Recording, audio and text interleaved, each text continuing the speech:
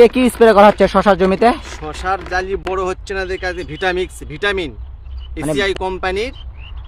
আচ্ছা, এটা হচ্ছে আপনার, আমি যদি আপনাদের একটু ভালোভাবে দেখাই, এই তো দেখতে পাচ্ছেন, যদিও দেখা যাচ্ছে না, এই তো ভিটামিক্স।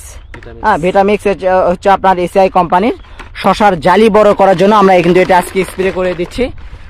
এটা হচ্ছে আপনার 16 লিটার পানিতে আপনার মিনিমাম 33 গ্রাম দিতে হবে, তাই না? 33 গ্রাম।